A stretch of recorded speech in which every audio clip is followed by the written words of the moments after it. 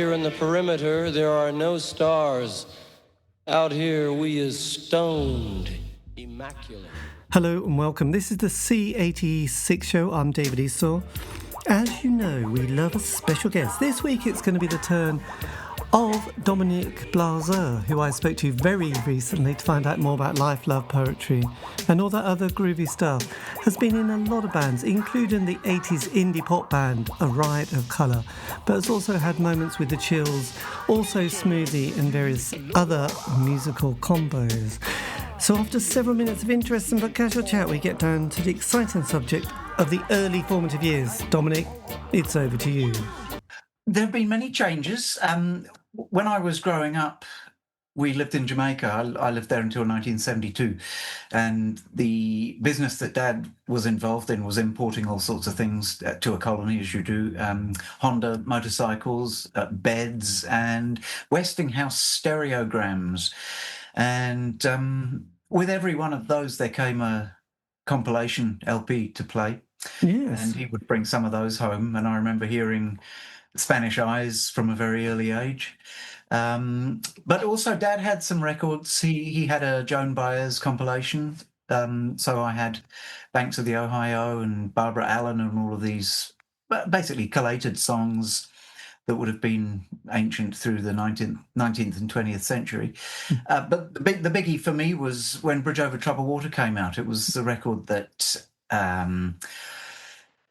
educated me in ways today I'm still baffled by, in terms of what the subject matter was and, you know, what's the difference between slander and libel, I would ask my parents from... well, gee, but it's great to be back home, you know, he sings about slander and libel and that. What a whore's on 7th Avenue from The Boxer, asking all of these questions of my parents. But most importantly, learning how to harmonise. So that came out in 1970, I think. Right. So from the age of 7, I could sing either harmony. And I have the copy of that album now. I've got Dad's copy, so that's pretty special. God, I would imagine. My brother had a compilation of Simon & Garfunkel, and there was one, I Am a Rock, I Am an Island. Right, so I didn't know that one until later. Yes, that was just a great one. I think on the back cover, the two of them are sitting against the kind of wire fence, and I think it's a collection. But yeah, those songs, I mean, lyrics were quite big in that period because there was also the Carpenters. We had a Carpenters album, and I was absolutely mesmerised by the emotional quality, even though I was probably 7 or 8 at the time. It was it was heartbreaking. We don't have as many barriers at those ages. If Karen Carpenter appeals to you, then you're going there. Yes, well, absolutely. You know, I say goodbye to love. No one cares if I live or die. I think that's why I like Joy Division and the Smiths later on in life. You know, it was like it was always going to appeal to me. So, can you remember much about Jamaica and living in such a? Yeah, absolutely. Yeah, very much so. Very clear. You know, first 9 years of your life are very formative. So.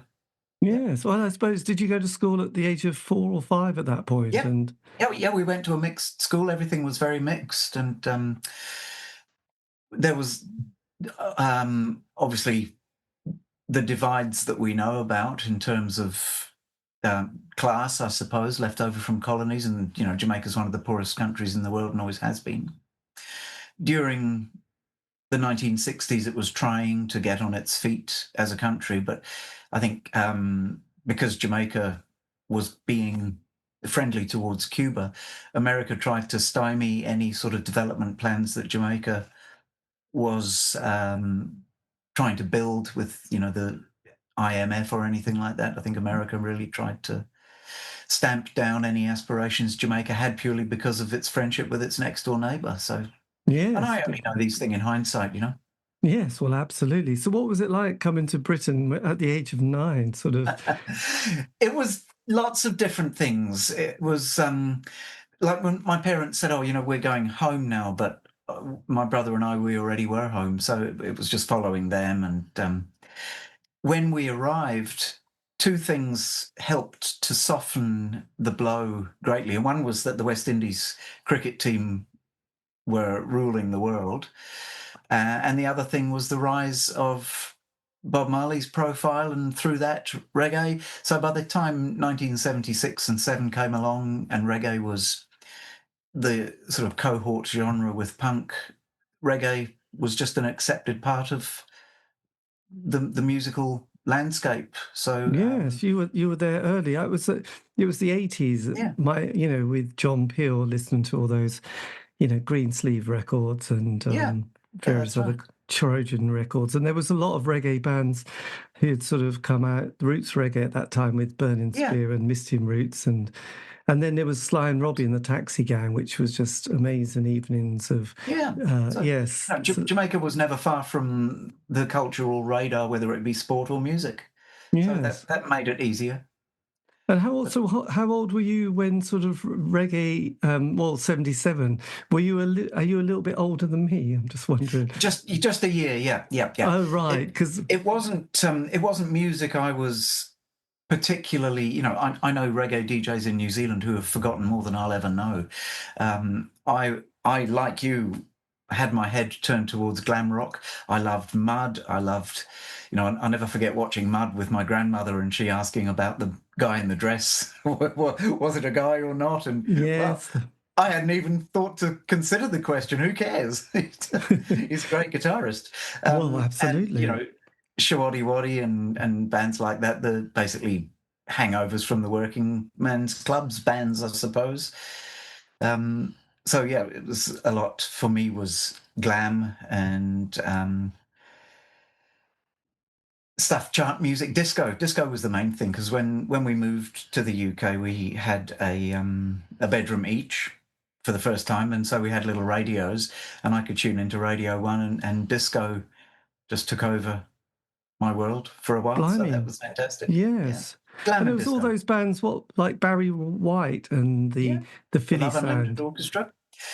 But Radio 1 and 2, they used to alter radically at about 7 in the evening, and I'd keep listening. And there would be country program, and John Peel then, before he went to his 10 o'clock new wave slot, he was doing basically a prog show. And I remember when Songs from the Wood came out by Jethro Tull, yes. and listening to strange music that never seemed to stop by bands like Gong, and it was very prog. But I was a little sponge, so I was listening to all of those programs, and the country music program didn't really go into the 50s. It was kind of stuck in this big strings era, the syrupy 60s. So you're listening to Porter Wagoner and Dolly Parton and Tammy Wynette and things. Who was, she was having #1 hits with Divorce and things. So, oh God, yes, I remember that song so well. It was such a sort of I bought it, and Billy Connolly's spoof version as well. So yes, and people like there was Telly Savalas would have a track, and then there was Benny Hill and all those kind of classics. And there was one particular song which was very strange about some soldier being found in church playing cards, and then he had to Wink Martindale's deck of cards. I was thinking about that only this morning, funnily enough. The deck of cards. And I know, because I was that soldier. Oh yes, that was just novelty records, I guess. Well, we thought, I suppose so. I mean, certainly Benny Hill was a novelty, but I mean, they all had a go. And obviously, we had Starsky and Hutch, and David Soul was always kind of there, wasn't he? He could really sing. He really gave it everything, didn't he? Yeah, I mean, some of those songs, I know they're etched in our DNA, really, aren't they? Actually, yeah, they are. Yeah. So, so when you got to 16, which would have been 79, I'm doing the maths here. Did you leave school at that stage, or did you stay on for sixth form? No, I would have liked to, but I was misguided. I stayed on and did A levels, but I did 3 things at 16. It was a notable birthday because I bought the cheapest electric guitar I could find and a little amplifier that looked like a radio, some Dr. Martens shoes, pair of Levi's, and got my first #1 haircut. So I sort of just thought, oh, well, this is a nice turning point, and did all those things. So for the next 2 years, I was also greatly into synthesizer bands. So when new romantic music started to happen, the pop end of that really appealed to me. So I was starting to be able to latch on to for example, Sound and Vision, that really, really did a lot for me. That I don't remember what year that was. What, 75, maybe 76? I think that was I think it was 70. It's around 77, I kind of think, sort of. And Autobahn and Oxygen, those songs. Oh yes, God. They all started to really turn my head towards electronic music. So I bought a monophonic synthesizer. I've still got it. I bought a drum machine. Yes. And so by the time I was 18 and I could go to shows, I was going to see the first Depeche Mode shows with Vince Clarke and Blancmange and then Yazoo when they formed, Orchestral Manoeuvres in the Dark, starting because I was at catering college a little bit after that when I was 18. Were you in London during that period?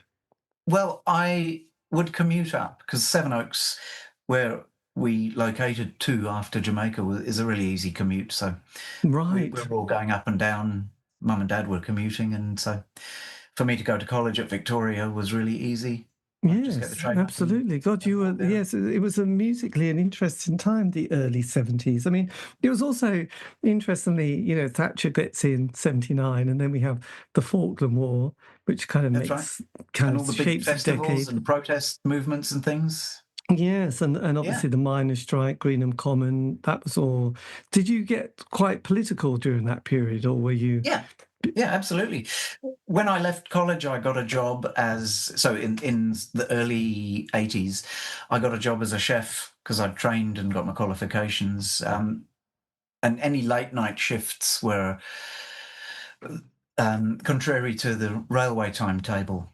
So you had to live up in London if you were working there. You couldn't get a train back. So I started flatting with Ali from A Riot of Colour, who had been a year above me at school. Right. So we both flatted together. We had a mutual friend who played the saxophone, and we tried sort of doing musical things that would lead to us forming a band. Yes. And we got this flat, and we were very politically aware. Ali came from a family background that was more Northern English, but they lived in Sevenoaks too by the time he was born.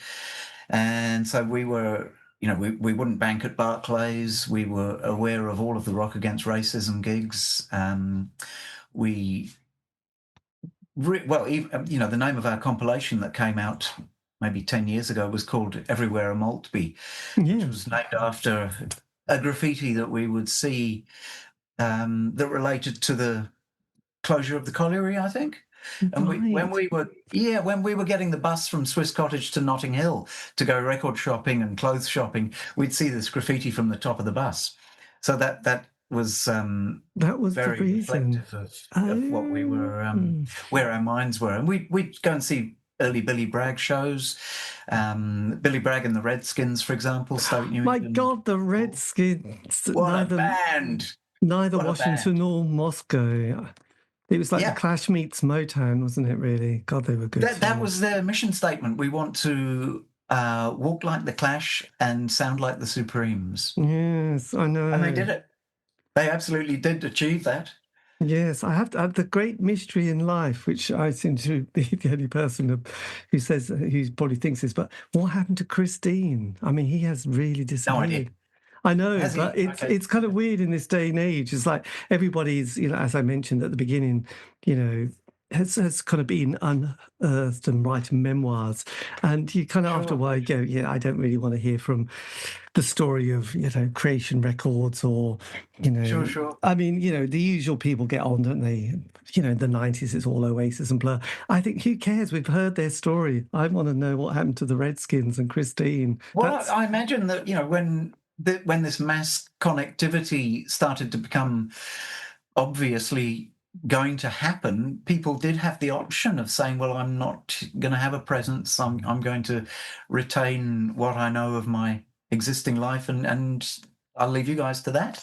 Maybe he chose that. Well, good luck. I mean, it is brilliant. I mean, as I'll confess, I was a massive Smiths fan, and same. So you kind of Yes, it would be great. It would be lovely if you never heard what the singer did ever since, ever since the. It would be great. The mystery would be incredible, Yeah, wouldn't it? It would be like I you'd still feel. imagine all these incredible things, Yeah, but then we don't have to imagine them. We know what he thinks, so that's all good. So yeah, 83. That was a massive moment, wasn't it? The world of the Smiths appeared, didn't they? Suddenly, we that's have right. this indie pop becomes a bit more than just kind of some random bands. It's like the Smiths, and then, as you mentioned, Yeah, there was Biddy Bragg, the June Brides, the Mighty Lemon Drops. It was just a glorious 5 years, wasn't it? So yeah, was that very quite a much. moment when you heard, their first album and their first. Well, listening to John Peel, 10 o'clock at night, we'd literally, the size of the old house that we used to flash in Swiss Cottage. Ali and I had a room that we shared with a piano down the middle, dividing it across. So we'd have a bed in each corner. So, we had a reasonable amount of privacy, but it must have been like, more private than prison or boarding school or whatever, but, 100 times more fun. Yes. And in our flat, there were, several other bedrooms that were the same. Huge houses, Victorian houses, And at 10 o'clock, we'd probably just close our bedroom door and turn on John Peel. Regularly, we would do that and just sit in our easy chairs and that we probably found on the street and Yes, sit or and in a listen to John skip. Peel. Yeah, Absolutely. absolutely. And we didn't call them boom boxes then. We just had a cassette recorder that had the radio on it too, and if we'd have a C60 in there, and if Peel was playing anything interesting, if we were lucky, he'd announce it beforehand. But sometimes you wouldn't realize what was happening until you were a verse or a chorus into something Yes. amazing, and he'd say, "Oh, I'll play that one again tomorrow," or "Oh, I must play that one again." Or you'd record a whole show in the hope that they'd play something. But sure, when Hand in Glove came on the air, it was like being hit with a sledgehammer. You knew that it sounded like nothing else around it at the time. And that goes for several other tunes as well. But Well, yeah, Hand in Glove no, but there was absolutely something had that quite quality. amazing. It was funny you mentioned the Peel show and the recording, because I never listened to it live. I'd always put a trusty TDK D90 cassette in and record either one side or both, and then have to listen to it several times over the course of the next couple of days to sort of make out what things I particularly like, because it was almost just too much hearing completely Look, nobody sort could of. ever say they liked one whole show. No, and just pick out bits. I think it was just like, because there's Yes. nothing familiar. I think when it's familiar, you can just, your brain is able to relax. But when it's like, I don't know, Napalm Death. I think Napalm Death came a bit later, but there was the Bundy Boys and there was early hip Yeah. hop. I remember him playing, Public Image, Public Enemy first album, and LL Cool J and rock, the real Roxanne and Roxanne Shante, and and then became kind of fascinated with all these kind of new sounds, and Sure. as well as all the classic indie stuff, which obviously people who went, oh, he just plays indie pop. It's like, not really. I don't. I never accuse him of playing one type of music, because there was, there was that whole Gregory Isaacs, Dennis Brown, Yeah. and obviously He always Sly and said he Robbie. just wanted to hear something new, so Yes, something different. Thomas McFumo and the Blacks Unlimited. Yes, it was definitely not daytime. So your love of ABC, where did that come on your radar at all? Oh, well, there's a direct link There is a direct link. back to acts like Al Martino and Engelbert Humperdinck and those compilation records. Martin Fry in a suit, and great big Anne Dudley orchestral arrangements and huge songs with, stories as well. The Look of Love. You're in the song with the Yes, protagonists. with Martin. Yeah, and also talking. I'm big on talking in records, and when everything stops and Martin says, he pulls you to one side and he does his talking bit. It's just something that I really like in a record. So, yeah, but before that they had Poison Arrow, and they're a little grittier, but they were alongside the New Romantic thing as well, but their own thing completely differently, because they had the real instruments as opposed to synthesizers. And I hasten to add, I classify synthesizers as real instruments, but I mean traditional acoustic instruments. ABC was a very organic sounding music. So yeah, love them. Didn't get to see them. No, and did you ever go to the Living Room, the famous club that Alan McGee had, and his love of Dan Tracy? When did Dan come on your radar? Dan was putting on shows upstairs at the Enterprise in Chalk Farm. So very top of Camden Town, you either turn left and you get to Swiss Cottage where we lived, or you go right and you go up to Kentish Town. So that was a real nexus of music, because Camden Town, you'd have the record shops and the markets and the pubs. Kentish Town was where the Town and Country was, where we would all go dancing at the Locomotion or see our favourite bands like the Go-Betweens at the Town and Country. In fact, Town and Country was really a top venue at the time. There's always something great on. But after the shows had finished, we were dancing at the Locomotion. And we lived in Swiss Cottage, so we could walk, and did walk many times after the buses stopped, or we get the night bus across Primrose Hill or across Regent's Park, or it was our manor really. So we were, when we worked out that there were shows at the Enterprise, there were some downstairs and there were some upstairs. We'd been playing at the Bull and Gate as well in Kentish Town, so that was like a feeder for the Town and Country, I guess, if you like. I think, and John Fat Beast might have put us in touch with the Enterprise. I really don't know, but it was just part of a scene. Maybe the bands that we were playing with, people like Stars of Heaven, A Strange Desire from memory, and they would turn up at the same venues as us. And Dan and Emily at the time were booking the room at the top at the Enterprise and kept booking us again. So that was pretty good. So yes, I a big recommendation. Joe Dilworth, who was a member of, was it Stereo Lab? But the Faith Healers did a really nice book with photographs that he took from that kind of 80s indie scene. Because you mentioned, that club. Mick Mercer did quite a lot of photographs, and I've got various books. He did at the Town and Country, yeah. And that guy called was it the Beast, did you say? Yeah, John Fat Beast. Yes, I've got a few books just as I'm pointing in that direction somewhere. I bought some of those publications that Mick Mercer put together. So, yes. Yeah, he has a group on Facebook with his photos on it, and now and again people will post, and I've done a couple where I've gone back to my mum's house in London and found all of the early posters and things, and you can see the bands who are yet to become a little bigger, the Primitives doing a Tuesday night with lots of different bands as well, and bands, what happened to them. What was PJ Harvey's band before she went solo? They're doing shows and things, and because you realise you're part of something much bigger. Because did you ever go?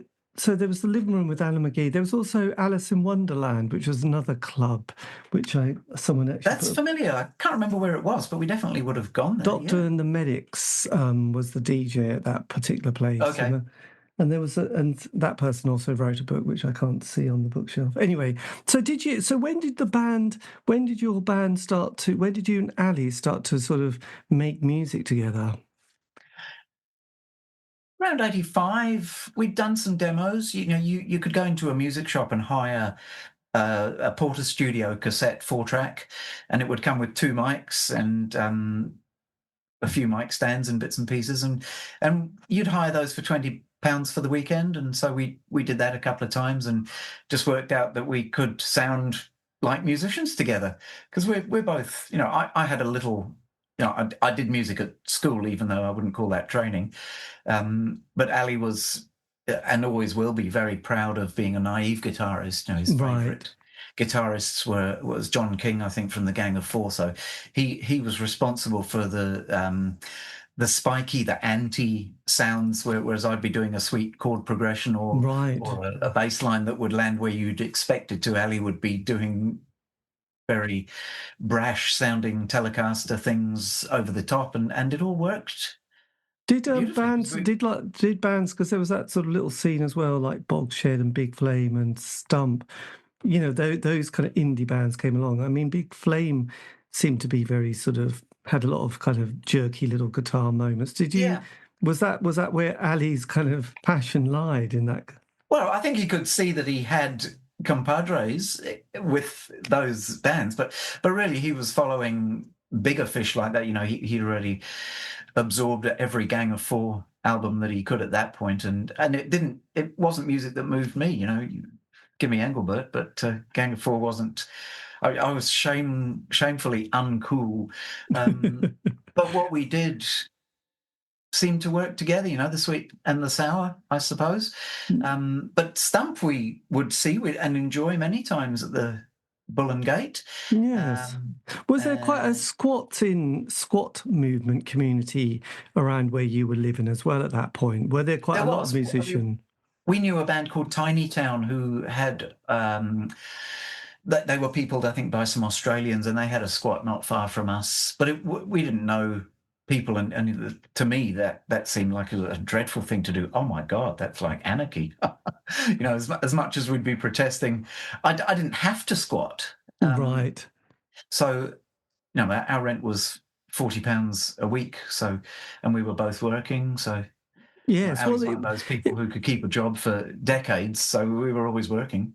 Yeah, it was just kind of interesting what the squat movement did, you know, for sort of creativity, and bands from Australia and New Zealand coming over to London and squatting while sort of getting themselves together. And yeah, definitely. If they could do something without paying to have to do it and still be part of it, it would be those people trying to do it. Yeah. But our flat was full of Australians, New Zealanders, Americans, Canadians, all sorts, from all walks of life. You know, some of them had everything paid for by their parents, and some of them had to do a runner because they were being chased by the rent lady. So yeah, well, absolutely. It was a very sort of a good period for sort of music, and also, you know, there were a lot of sort of little indie labels, but then every city and town in the UK had an alternative indie night, and then you had the John Peel show, which was able to sort of, I don't know, highlight people's music and a sort of new band, which helped, and also 3 weekly music papers with phenomenal circulation. So that's right. A band could sort of get off the launch pad, so to speak, and get the transit van and go around some of these places, either on support duty. So I did think, you know, it helped quite a lot. And also, there wasn't a huge amount of career ambition at that stage for people left of centre, I thought. It's a bit of a sweetened statement, but not in the music industry. And there was a bit of a doom vibe at times as well. Thatcher's Britain. And the threat of nuclear war, and we'd had the miners' strike, and then a few years later we had the Battle of the Beanfield. So that whole kind of alternative movement got absolutely hammered, and it was quite interesting. There wasn't like, my God, I must get on and get my career. It was like, don't worry about it. Here's your dole check. We'll have a restart interview. And also there was the enterprise allowance schemes and stuff like that. Yes. Which really helped a lot of indie bands, which, you know, thumbs up for Thatcher, really. So when did you come up with the name of the band, by the way? When did you say, this is it, we've got a name? Just from reading the paper one day, and it was a story about the Queen having visited or opening municipal gardens or something, and Queen shows a Riot of Colour or something, and I said, Riot of Colour, that's a good name for a band. I like finding a good band name, and I said to Ali, you know, how about that, a Riot of Colour? Let's call the band name that. So we did. That was it. And did you, with you and Ali, did you then did you sort of make the band bigger at this stage? We decided that the first thing we should do was make a flexi disc. So they were coming out on things on the covers of one of the weeklies. I think Sounds did quite a few flexi discs. Yes. Melody Maker did occasionally, but I don't think NME did. I think NME always stuck with a sort of the 7-inch single, which played at 33 1/3, didn't they? That's right. Yeah, I've got a few of those. Yeah. Yes. So we looked further into it and thought, well, let's do a flexi, because we knew about demo tapes, and I think the idea of doing a flexi just seemed like, well, it's a step further than that, a little bit more like We Mean Business. We had a couple of songs, and we went into a studio that was one street away from St James's Park, Green Park, so absolute middle of Mayfair. It's called the Sound Workshop. And this fella in there, it had no windows, or what windows it had you couldn't open, and they were completely dusty. You couldn't see through them.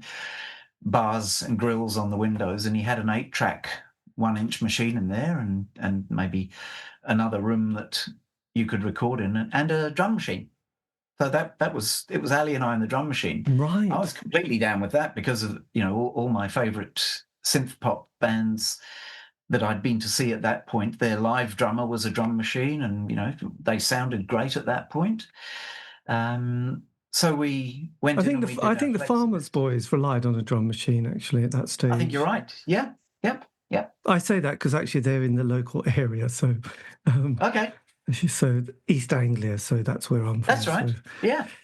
Yes. So we did this recording with our 2 songs, and we approached Lynn Tone in Muswell Hill, whose name would have been on the flexi disc inners of the Sounds ones, and we arranged to have our own one pressed. I think we got 500 done, and it was probably about £400 to do it. And then we made up some cover art out of some photocopies that we had rearranged. We did some sort of collaging and glued them all together on our massive bedroom floor, and made little sleeves for them, and thought, right, what do we do with them now? Brilliant. Yeah, so we went to all of the record shops and some stall holders in Camden Town, and we just said, look, we want to put 20 of these on your countertop, which people put gig notices on and things like that, and posters and things. And they said, well, what then? And we said, well, they're just for people to take. Naively. So we knew that was going to be the plan, because we made the catalogue number Give 1. So we thought, well, that's obviously, you've got to put it out there. Yes. Put a load up in Rough Trade in Westbourne Park, I think it was at the time, the original Rough Trade shop. And then we thought, well, let's take one down to Peel. So we waited outside Broadcasting House at 5 to midnight. And out he popped, and nobody else around, and gave him a copy, which he very happily took from us. So we thought, oh, we'll better listen for the next few nights, not realising, he's got a stack of everyone else's. But after about 3 nights, he played it. Which were the 2 tracks on that flexi disc? The first one was Skink, and the second one was Newtown. Right. Blimey! So that was the ones. So this does this come out? I'm looking desperately here, aren't I? Does this doesn't come out on Dreamworld though, does it? We re-recorded them for that. Right. Oh, so it was on Give, wasn't it? Yes. Yeah. Right. That was it. That was our own. Yes, your own label. It all makes complete sense. Yes. My God, that's amazing, isn't it? And how did it... So is it Skink that has that little... plays homage to ABC, by the way? Yes. But I reversed his lyric. I forget that until you say that. Yeah, you broke my heart. Well, who did? Yes. The other way around. Because when I was listening, I thought, wow, that's ABC in there. Yes, nice touch. We were little sponges. I mean, lyrically, I was a sponge. So, if Lloyd Cole had said it, or Bernie, well, it was Bernard Albrecht at the time, but, Barney from New Order, he had a few surnames. His lyrics I loved, Lloyd Cole I loved, and something, whatever novel you were reading at the time, you take a line. Oh, absolutely. That. I mean, it was the 80s, wasn't it? Oh, nice. There you go. God, yes. that was a brilliant couple of songs for your first ever release. It did everything we wanted it to. It got us reviews in all of the weeklies. It got us played on Peel, and then John Walters phoned up and said, can you come in and do a session? So it overachieved beyond our wildest expectations. Well, yeah, so you went and did your Peel session. Was it the 15th of April, 1986? I'll take your word for it.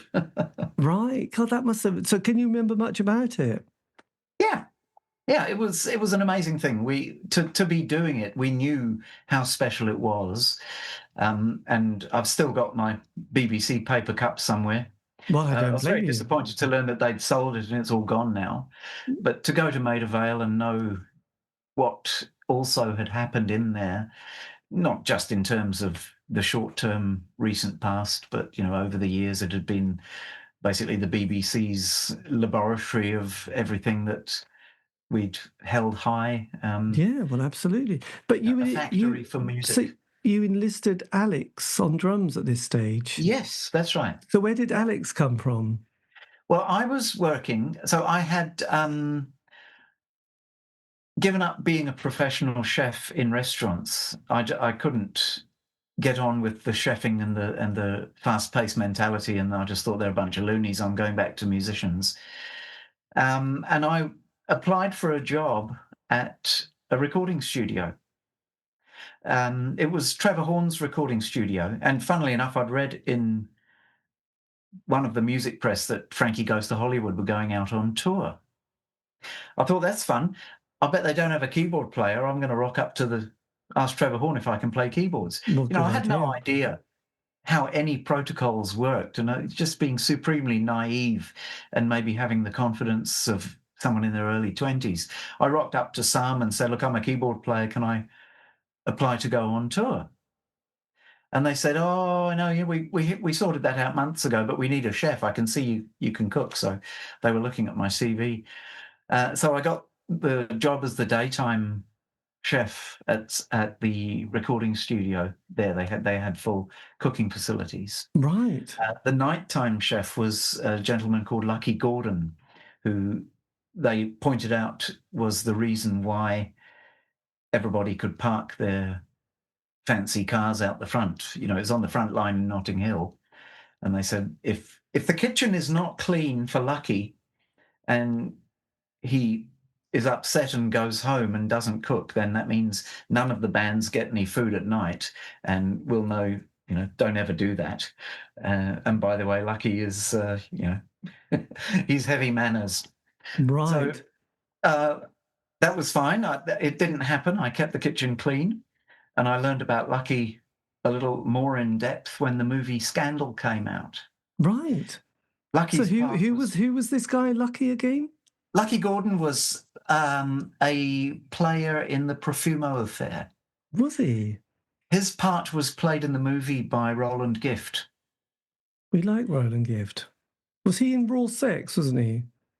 No, Fine Young Cannibals. Oh, Christ, I'm thinking of something Rivlot. Yeah, that was a duo. Roland Gift, Fine Young Cannibals. Yeah. With two guys from The Beat as well. Well, that's right, yes. Yeah. Johnny Come Home or something. Lucky Gordon was a boyfriend of Christine Keeler, I think, after the Profumo affair. And they showed little snippets of this in the movie where he's yelling up at her window or something. But the real Lucky was the nighttime chef at Sam. I'm digressing greatly because Alex, our drummer, was a tape op. Oh. So I met him at Sam West, and he said, oh, I'm a drummer. So I said, oh, we need a drummer. And he liked what we did. Oh, by the way, we've got a Peel session. He said, yep, okay. God, he was keen. Yeah. Yeah, absolute lovely guy. He was still in touch. He lived in Highbury, and we would practice. It's really hard to find rehearsal space in London if you have a drummer then. But we did. We found one, and we got going as a three-piece, and yeah. Blimey, I'm just excited about Lucky Gordon, actually. Yeah, so he went to prison for 3 years in the 60s, isn't he? My God, Yeah. If you didn't leave that kitchen clean, you would have been knifed, wouldn't you? Basically. Well, yeah. He's done a lot of damage to people's faces with knives. Well, the Yeah. kitchen was always spotless, I can Oh assure God, you that of must have that. been so worrying when he had a knife in his hand. Then Yeah. peel those Well, he was always potatoes. pleasant to me. I didn't Good. often see him because I would leave and he'd come in a bit later, but Well, sometimes I'd quite. see him. Yeah, my God. Well, there Yeah, you go. So you got Alex on drums. So a three-piece, that's the right. classic. That's right. You were there. Did that sort of change the band's dynamic much at that stage? It did, and I don't know if it was a direct result, but by that point, so we played gigs as just two guitarists, and I switched to bass, so we were like a proper lineup at that point. So yeah, yeah, My definitely. So God. guitars, bass, and drums. It was really interesting for me as a performer because I'm singing. I learned straight away a whole new respect for singing bass players because it is not an easy thing to do. Yes. But we had Sting, didn't we, at that stage? He was up there. He was a role model, and he was pretty cool then. So, Yes. And we had, and others as well. So yeah, the guy from Cream. And I guess Susie Quattro was a bass player and who there sung. you go. So you were there with Susie. Anyway, oh, that's good. So did it come naturally, the bass, to you? Yes. Yep. Yep. Oh, I played in my own way. I remember listening to a track by the Bodines, and they were playing the bass. Don't remember the name of the track, but it was one of their biggest songs.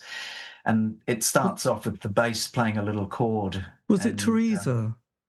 yeah, I think it was. Yeah, That was their a famous little song. suspended chord in it, and the bass is playing it. And I thought, oh yeah, okay, we can do this. And I still retained being, I don't know if I identified as a guitarist because I was playing keyboards through my teen years. I had piano lessons, but the Yes. electric guitar drove me. It's the glamorous thing to do.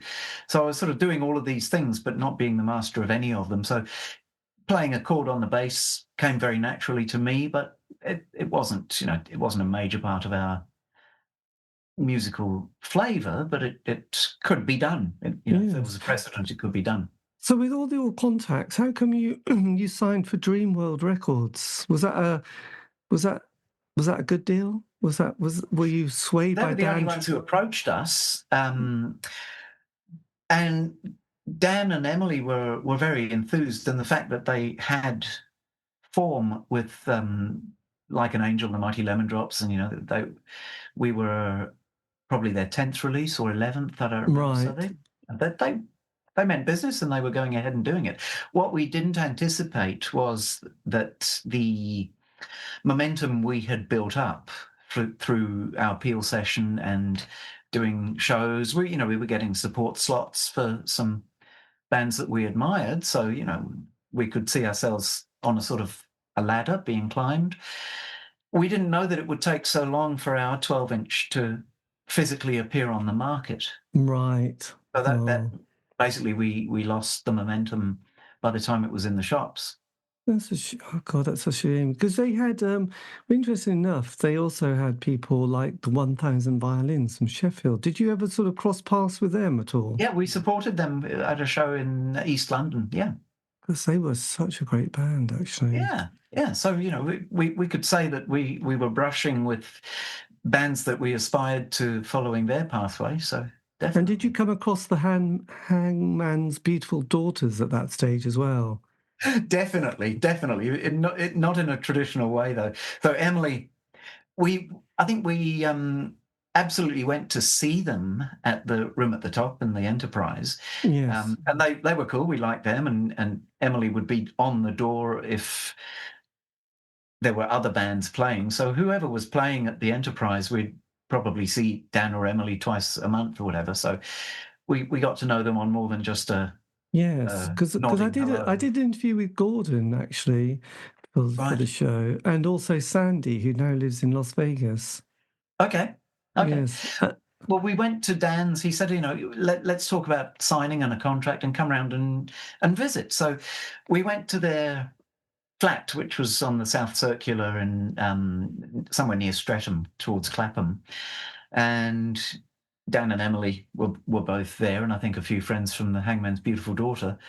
And we just about dropped our bags when we saw Robert Forster in the corner as well, because I think he was he and Emily, I think, were having a little relationship at the time that he's written about in his book. Oh, excellent. And the go-betweens were just massive to us. So we went in to talk to Dan, and Robert was there, and I turned up in my work vehicle that was the van that we used for driving stuff around to gigs, and we were going somewhere, and Robert hopped in the back with Emily, and they got a lift somewhere. And it's a beautiful story. Yeah, so yeah, we got to just basically hang out, but I think we were a little bit too too naive and not street smart, and probably said dumb things. Oh, there you go. But it's God, Emily would write quite a nice little memoir, wouldn't she, with her indie pop sort of story. But she's another one who's just totally disappeared, which is a shame. I think did the ambulance station, was that around at your stage, or was that a bit later? This it was, but we didn't get there. I in among my stash of things that I held on to in my storage, I've got all these posters of the Mary Chain at the ambulance station. We didn't go, but I think it was Joe Foster, who was also a promoter and was involved with Primal Scream, and we would go to their shows when they were playing the Hammersmith Clarendon, right? And we gave Bobby Gillespie a flexi disc. His reply, I'll never forget, was, "What do I do with this toilet paper?" in a very bland Scottish accent. So yeah, we sort of were on the periphery of all of that. So yeah, I got all these Mary Chain at the ambulance station posters unused. But maybe maybe I'll frame them or something. Yes. So then, did you go into the studio then to record this 4-track EP on Dreamworld? We did.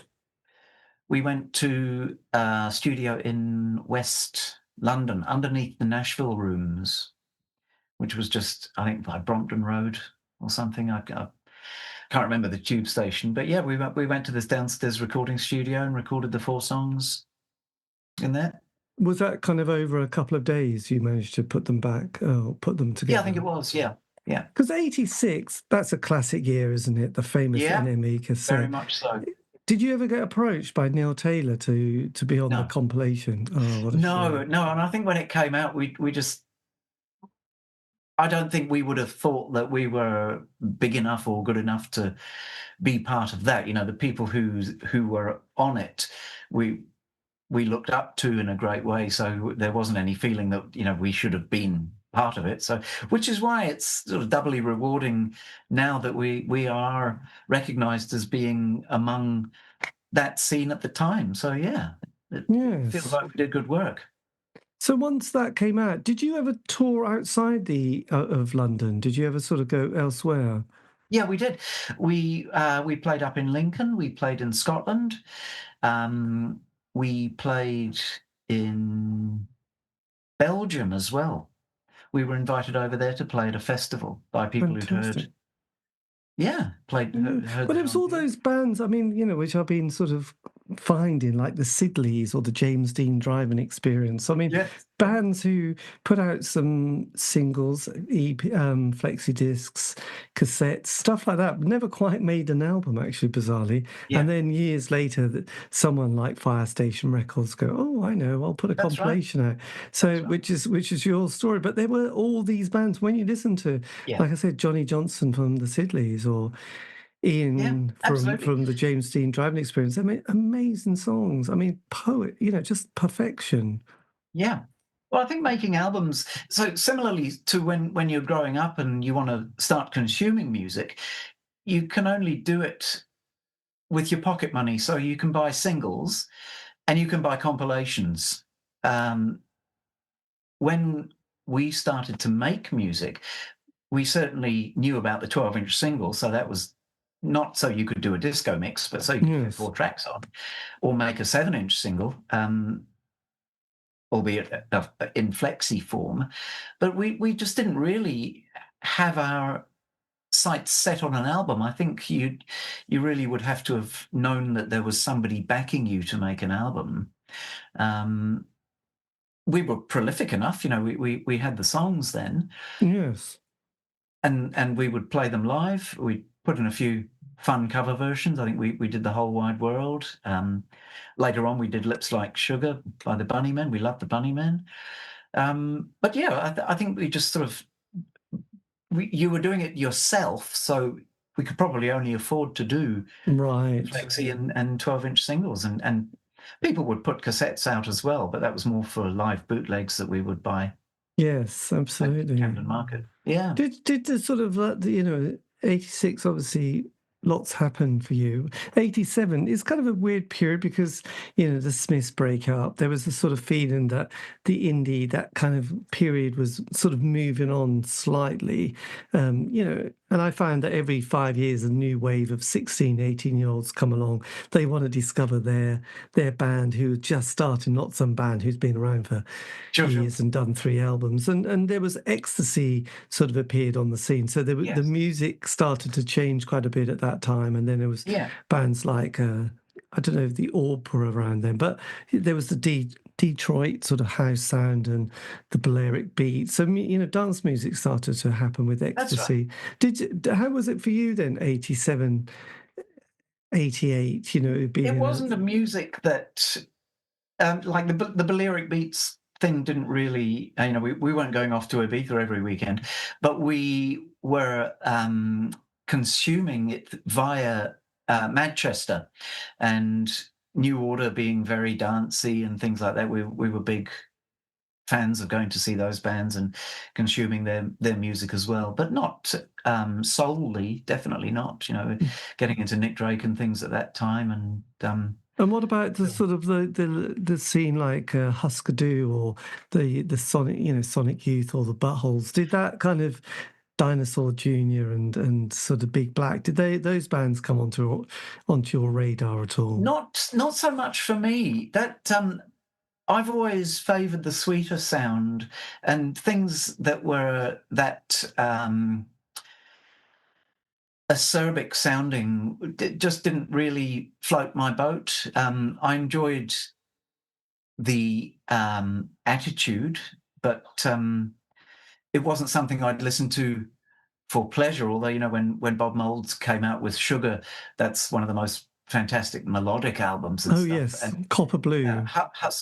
When you're hearing the best Husker Du tracks in the middle of a John Peel show, you're hearing them out of context and thinking, well, that is a fantastic single. So yes, in that way I got them, and some Sonic Youth as well, but a little too, you have to try a lot harder, I think, with some of that. If you love sweet sounding music, then that is constructed to be far more abrasive on purpose, and that just wasn't where I was getting my jollies from, I suppose. No. Did the Triffids come onto your radar? And yes, they did. Yeah.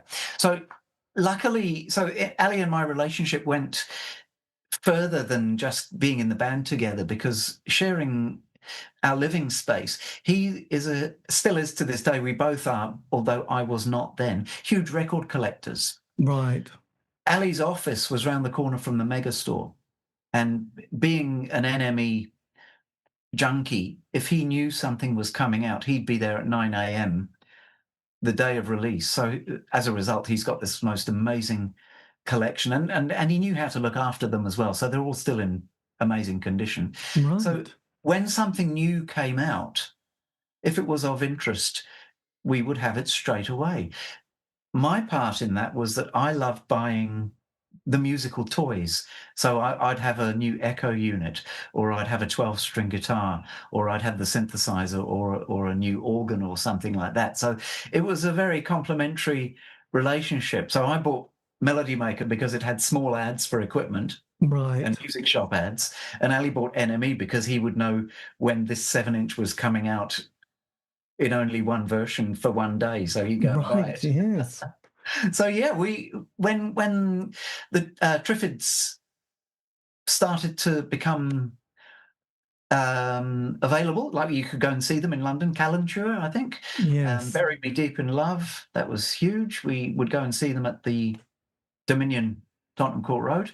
We'd go and see all those bands. Our flatmates at the time started to be more international, so they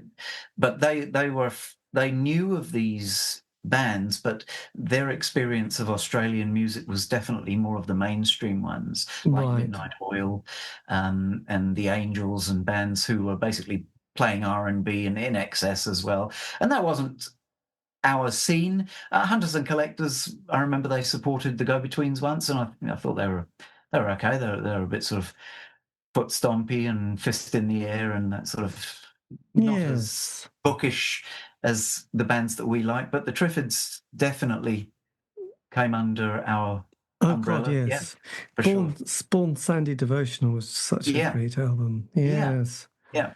Yes. It's had a re-release, hasn't it? I'm not sure. I think there was also a film made about them as well recently. Yeah. I don't know. Yeah. It was things like the cover art. You're seeing the pictures of places that you could only imagine what it was like. You know, people talking about Australia's this and Australia's that, and it's only when you see pictures on the cover art or hear them singing about, you know, Joe the Cut Up Man or whatever it is, how removed from your sphere of knowledge those things really were. So it became very attractive. Hearing Grant McLennan singing about going home through fields of cattle, through fields of cane. Right, just one lyric. Yeah. Amazing. Yes, no, there was and there was also films, you know, during the 80s. We did sort of get into a lot of art cinema as well, from like Jim Jarmusch movies like Stranger Than Paradise and Down by Law. And then there was the Betty Blue period and Diva, and then there was Wings of Desire. So there was a lot. I mean, when you say bookish, there was the 80s encompassed all this very sensitive arty stuff as well. Yeah. Well, Lloyd Cole. There you go. I know he was there, wasn't he? He was at the pointy end. He was at the very it was beautifully pretentious, but we love it. And bands like the 10,000 Maniacs came along, and again they were just incredibly kind of, I don't know, interesting.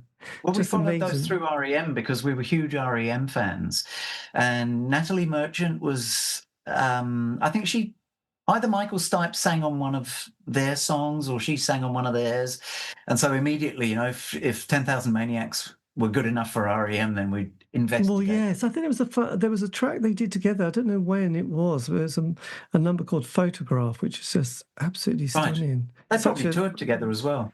Yeah, I think they were a couple for a moment, but who knows, actually. Yes, because you mentioned Billy Bragg, but I remember there was another guy called Ted Hawkins who was often supporting Billy at various events, actually. Right. And also, as we were creeping to that period, there was the anti-poll tax movement that started to appear as well. So, so that was that. So after your moment with Dreamworld, then your next album or EP comes out on Everlasting. So this is kind of 87, 88 time, is it?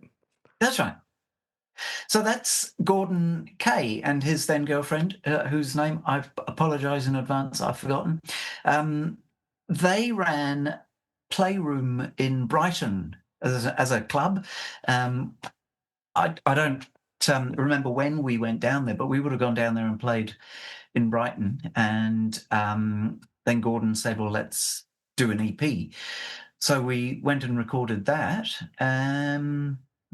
But then their distribution, I think that we got one test pressing, and is it Cherry Red?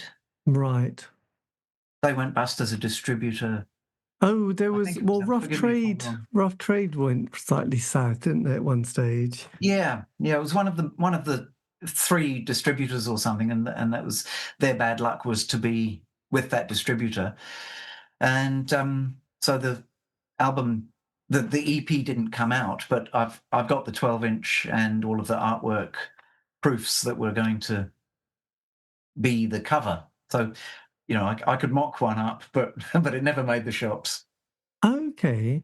So what was the track listing for that one? That was House and country, I think.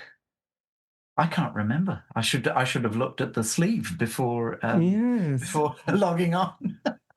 And that was It'll all be on Discogs anyway. yeah. So then what's the collection that's tied, which has Too Close, Sign of the Cross, and Swallow? That is the Fire Station. So Sign of the Cross was the one that was on Playroom, and we did a band version.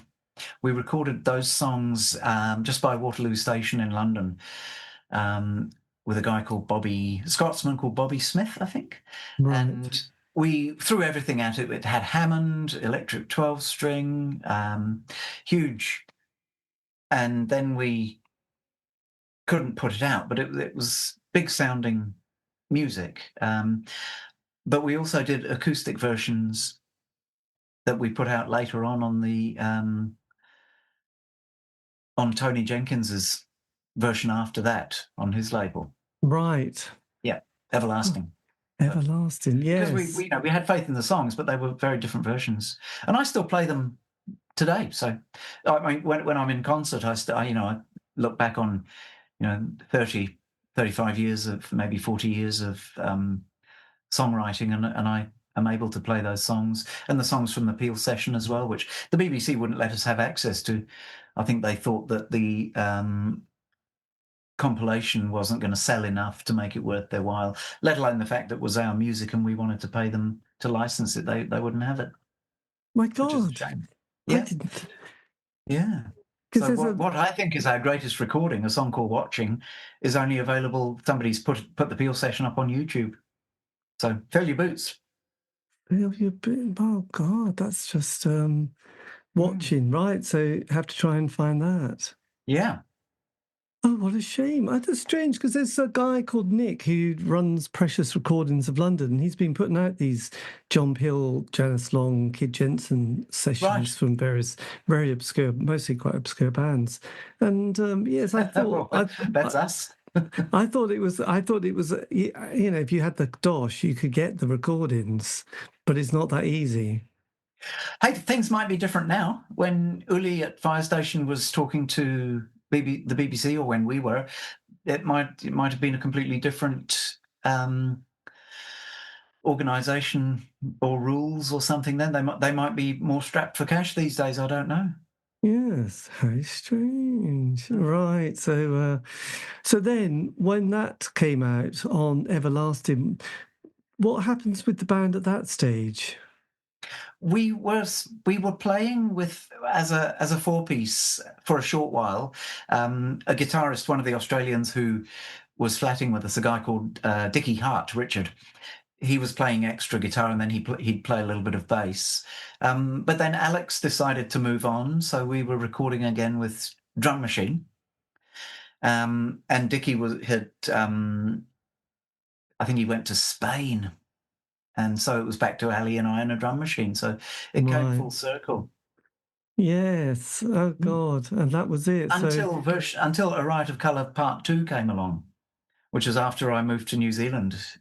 So Ali kept things going with his then partner, Perry Saby, who was the singer, and Mick playing bass, I think.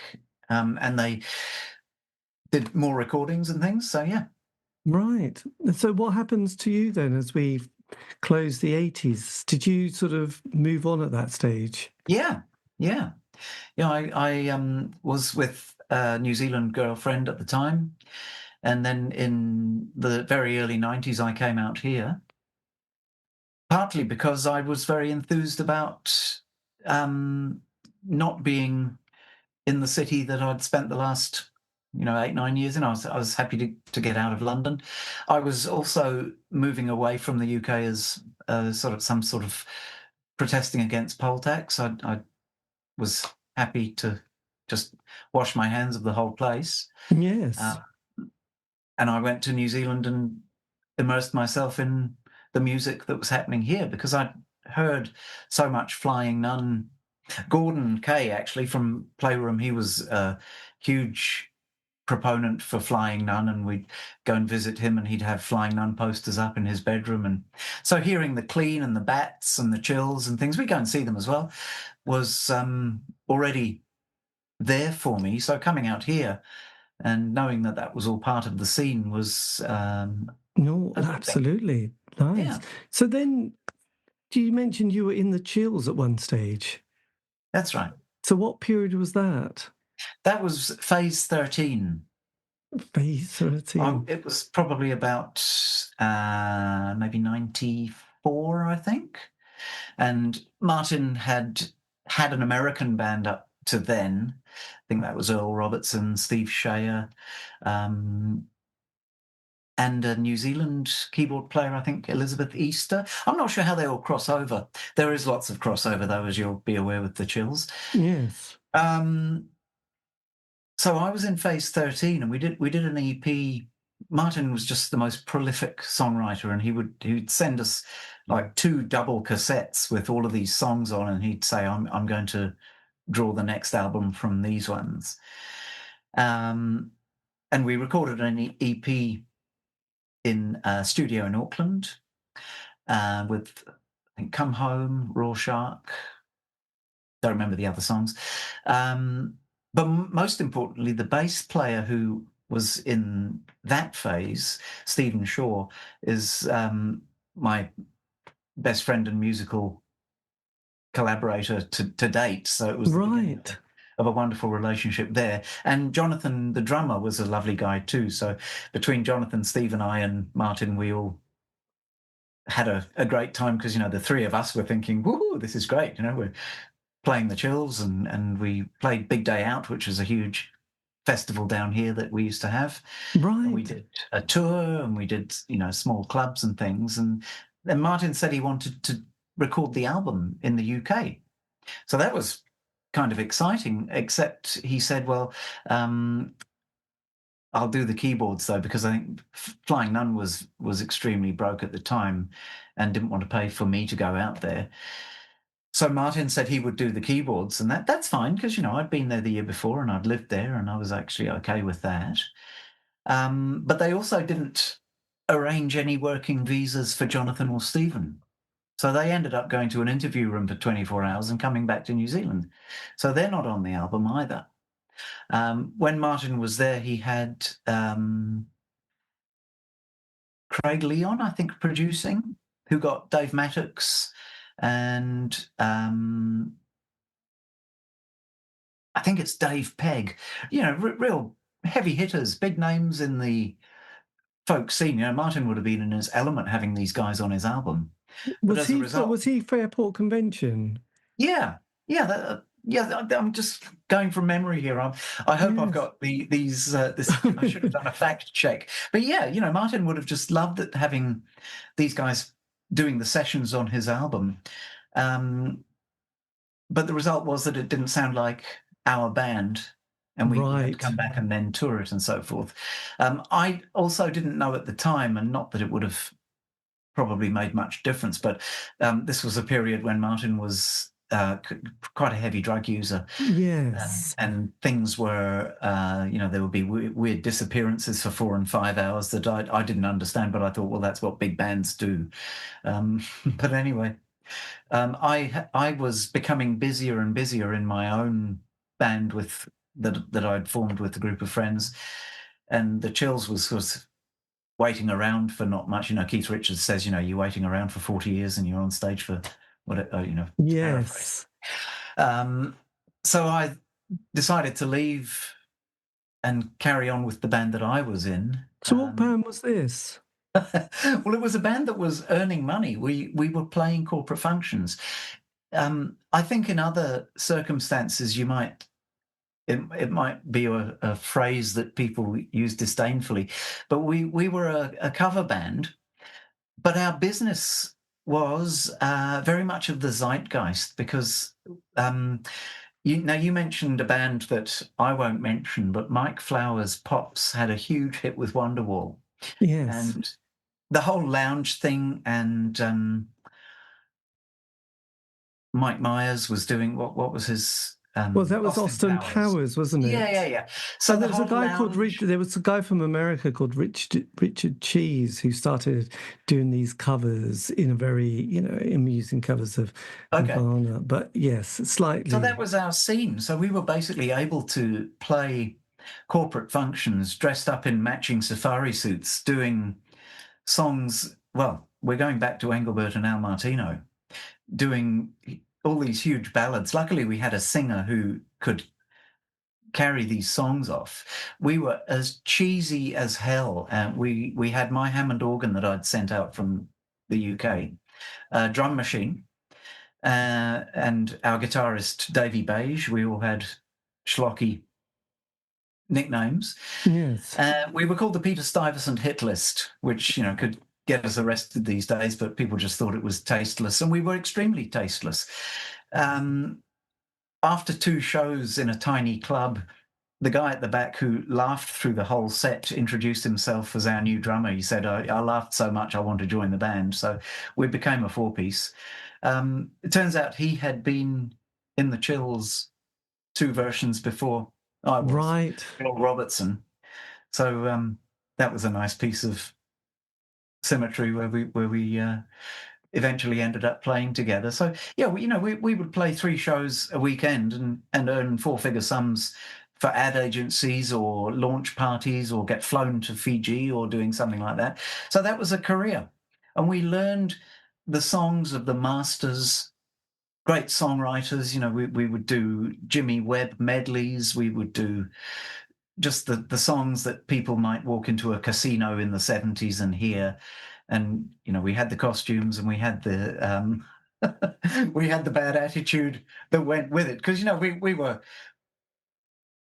early 30s or late 20s upstarts, and we were absolutely having a joke overdoing it and learning great songs, learning our trade. It was like university for how to actually play your instruments in a live setting. So right. Well, I suppose if you play a lot, in that way, it's like an amazing apprenticeship, isn't it? Like the Beatles in Hamburg. It was absolutely like that, yeah. But we somehow appeared to be very cool, and the cool clique in New Zealand latched onto that, and we would get to do the most outrageously cool things. Indie, we really were indie, but I think people couldn't quite believe what they were seeing. They had to double take that we were serious. Well, it's nice to get to be able to do what you love in whatever context. So how long did that kind of project and band last for? Probably 5 or 6 years. Right.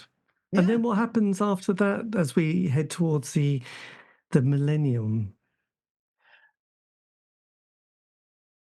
Probably just after the millennium, I had formed a band called Smoothy with Stephen Shaw, who was in the Chills, and a drummer that we knew called Kim. And so we were a 3-piece. We were a power 3-piece, power pop. So that was happening at the same time as the Hitlist, and that was a vehicle that was for my songwriting. Generally, I'd bring in like half a song. Yes. And the guys would fill stuff in, because the Hitlist, we were writing songs, but that wasn't the point. And we were just so egalitarian that any idea you came in with was immediately diluted by the fact that there was 25% or 20% input from the other members too. So, you're right. You can be too precious about a songwriting idea. But in Smoothy, I could pretty much write most of a song and bring it in. Yes. And Stephen Kim would add something great or remove something superfluous, and they were really that we were all happy with the songs in the end, so that was great. And we grew to a 4-piece with a fellow called Ian Greenstreet, who came in with his guitar. We'd seen him playing in his band and thought, we should grab Ian. Yes. Sounded like a 4-piece. So we recorded an album. It hadn't been that long since my father had died, so I'd inherited some, a little amount that I thought, okay, well, what does a musician do? Great, record an album. I called it an investment in us. So we made these wonderful CDs, The Shock of the Smooth, and kept gigging around New Zealand. So, and then morphed as Kim, our drummer, left to do things that were a little more on the punky side of things, and we recruited another drummer called Kurt Ensor, and carried on like that. And then, for no particular reason, we just dissolved with a second album in the can. So right. God, how disappointing. There's always something in the can. So yes. So did you keep in touch with Ali during this kind of those sure, years? we're in touch to this day. So then there's a compilation that came out, wasn't it? Was it? That's right. So that was Dear Old Uwe, wasn't it? From yes, yeah. Uwe, I called him earlier. Yeah, Uwe at Fire Station. Yeah. He just contact you out of the blue and said, "I really want to put together a compilation of your music"? Yes, yeah. He dealt mainly with Ali. I was kind of on hand to agree to things, or did I have a copy of this? But Ali was mainly dealing with that, and he would have supplied. I think there are tracks from the Riot of Colour Part 2 as well that Ali sent some songs to as well. So right, so that was how that happened. Yeah. And what were you still playing music through the years and the next decade? Yes, absolutely. I've never stopped. You've never stopped. You've kept it. And have you always managed to do music and not have to have a day job as well? Well, my day job is teaching music, so. Oh my God, that is so handy. You've got a very groovy website, haven't you? Thank you. Well, that was my solo me. That was the phase of my life where I'm not sick of being in bands, but actually I no longer want to be represented by a group of words that are a band name. I want to come out and do these songs as me. Yes. So by this point, what was happening for fun was that Stevie Shaw from the Chills and Earl from the Chills and the Hitlist, we would meet once a week and just play together in what became, under Stevie's guidance, some weeks we'd be an 11-piece soul band with big horns, and we'd go out and do corporate shows or just play in pubs for fun. Yes. But the three of us, Steve and Earl, we joked we should have a band called Chilled Out, but we would keep playing anyway. And I was getting song ideas, and before the rest of the band rocked up later on, I'd say, well, can we just try this verse? And I'd sing stuff. And I realised I had a body of work almost sort of prepared, and decided to record an album, which I did, luckily. So my employers were the Steinway agents, and very kindly said, well, yes, you can record on a Sunday morning on the grand piano. So that's what I did. I asked a friend with a recording setup to bring his laptop in and recorded everything in the piano studio. Right. So this is the one that's on Bandcamp, this collection. That's right. Yeah, the Lights of Teatitude. That's the suburb that I can see as I look out of my window. So the album is telling me that I'm home. It's people ask me, do I live there? And I say, well, no, it's what I can see when I am home. So that is it. My God, that's such a lovely collection, isn't it? You must have been. I'm very pleased with it. Yeah. You must have been absolutely delighted for it. Yeah, and when did you put your website together? When that came out, so 2018, something like that. Right. I thought I'd better do things properly. Yes, and then you're still playing live shows and putting bits and pieces out. So that's right. Yeah. So what other musical projects have you done? You teach music during the day and doing the occasional album and live shows. Is there anything else that's been around and you've done? Yeah, well, I mentioned that going back to the type of lounge music had taken me full circle with the Hitlist, but I also mentioned that I still have the synthesizer that I bought in 1982. Now, it's just a little monophonic synthesizer, but a few years ago, I plugged it into all of my guitar pedals, and I worked out that the noises I can get from this combination is just the most glorious, uplifting thing. 3 echo machines and lots of reverbs, and I can get anything from low sounds to high sounds. Yes. And I just sit there and I make, well, a term I remember from school is music concrete. I think just basically sound for the sake of it. And I sit there and I play my synthesizer out with the front door open. I just play to the atmosphere and I just give it away and love doing that. I'm the world's least prolific songwriter, I think, but I do have ideas. I'm constantly writing lyrics, and I think that I do have another album in me somehow. What I like to listen to is also morphing great. I love Latin music. Right. So I think while living in Jamaica, I wasn't necessarily listening to lots of reggae because, it was only ska then.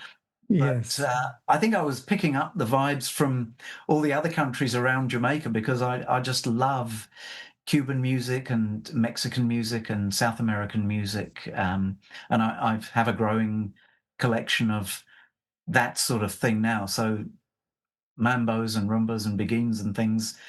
I don't think I can make that kind of music convincingly, but I love listening to it. Yeah, it might come out in my music somewhere. But I do have, everybody's next door neighbor and their wife has a recording studio on their laptop, and I've got friends with decent enough studios who are saying, come on down and let's try some ideas. And I will. That is fantastic. So yes, you've got that because you put a single out a couple of years ago. I haven't played guitar in a while, so that was just out on Bandcamp, wasn't it? That's right. That's a confession right there. Was that a lockdown project? No, because I was traveling. I recorded it at a friend's place. We were in a band together years ago called the Pet Rocks. Thoroughly recommend looking up the Pet Rocks album, PR Nightmare. That was a lot of fun. That, again, is Stevie Shaw and myself and a friend called Nick Chrysler. And he had a studio in the provinces in New Zealand. And I said, look, I'll come down, I'll record the song, but we've got to complete the whole thing in an afternoon, otherwise I'm not interested. The sort of DIY punk ethic, I said, it can't be dragged out. So that was that one. It's a great song to open a set with, just this bare-faced confession. I love doing things like that. And it following it up with something from any era I can choose. I'm very lucky. I don't have a deep catalogue, but it spans lots of different periods of my life and where my brain was at the time. Yes. So I keep making a mistake looking to your website, and every time I put the collection on, the music starts to appear. So anybody getting confused will go, oh, yes, that's what happens. So to find the best place where all your music is, your website is the go-to place, isn't it? That or Bandcamp. I'm very guilty. I don't have everything we've done on Bandcamp. I think one of the Smoothy albums is on Bandcamp, but the second Smoothy album didn't even get as far as mastering. So although I have released some of the songs on that, I can't remember how though. But no, getting the second Smoothy album out is always something that I think needs doing. I'm not sure it would justify a physical form, but you never know. Well, yes. So this is true. And did it go down well? The Fire Station collection did it have good sort of? I think so. I think feedback. So. I think it made some. It made some impact in the world because I became aware of the German band who has the same name as us. Right. I think they're a heavy metal band or something. But I think I need to send them a message or something. I don't know if they're getting our publicity or we're getting theirs or not. But wow, I think that Fire Station is their job is to make sure it's available for people who want it. Yes. And you never know when that time comes when they're going to need it, or I don't know how many they got pressed to start with. Or, but well, that's a nice one, actually. So are you playing live at the moment? Are you still sort of performing out and about? Absolutely. Do you have a regular residency somewhere? No, I don't, but I highly recommend them for anybody considering it. Residencies are great. We have a selection of... So Auckland's not great for venues. They often close prematurely, or they're too big, something like that. But now and again, if you find the right venue, I'll do shows there. Musicians I play with. So I've done stuff with basically assembling the orchestra that played on my record. So there'd be like 9 or 10 of us. Right. And the advantage of being a teacher is that when I've identified students who I think would be particularly beneficial to being on stage, either they would benefit from the experience, or I'd want them to play with me. I've had 11-year-olds playing with me on stage, and right.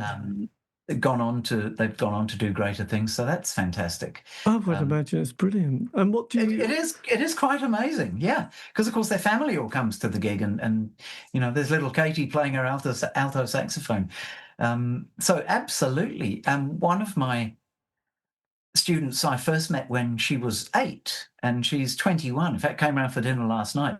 She's a songwriter now, Sophia, and she performs under the name Solo, S-O-L-O, and she has done shows with me before where we do each other's songs, and a couple of interesting covers. Maybe we've done Talking Heads' Heaven, Teddy Thompson's Down Low, a song that we both like. So we'll harmonise, we'll play each other's songs, and that way there's just the two of us.